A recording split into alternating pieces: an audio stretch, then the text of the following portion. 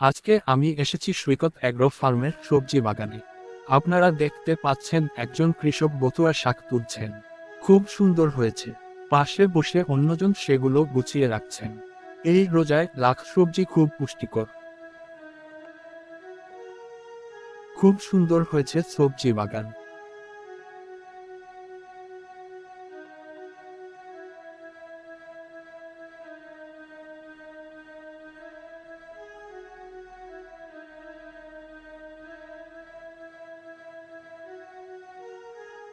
পাশেই লাগিয়েছেন ভাঙ্গা।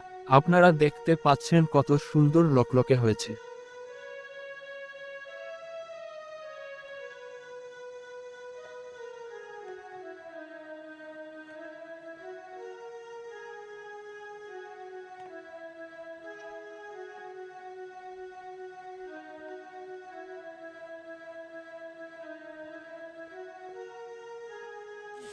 আসসালামু আলাইকুম। ওয়ালাইকুম আসসালাম। সৈকত সাহেব কি লাগাচ্ছেন এগুলো ডাঙ্গা? ডাঙ্গার চাষ ভাই।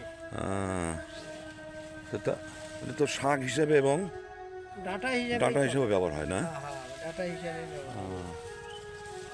এটা কতখানি জমি লাগাচ্ছেন? এটা 20 শতক নাকি। মোটামুটি ভালো। আলহামদুলিল্লাহ, আল্লাহর দান। ডাঙ্গা তো বেশ উন্নত মানের ডাঙ্গাই লাগাচ্ছেন দেখা যাচ্ছে। হ্যাঁ, এই যে দেখেন, ডাঙ্গা মোটামুটি ভালোই। মোটামুটি খুব মোটা।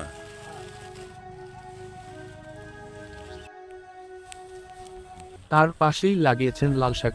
খুবই প্রোটিনযুক্ত। লাল শাক, পুঁই শাক, পালং শাক সবজি হিসেবে খুবই স্বাস্থ্যকর সবজি। সৈকত সাহেব খুবই পরিশ্রমী মানুষ।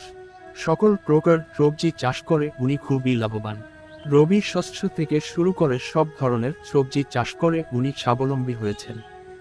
আমরা সবাই উনাকে আন্তরিকভাবে ধন্যবাদ জানাই।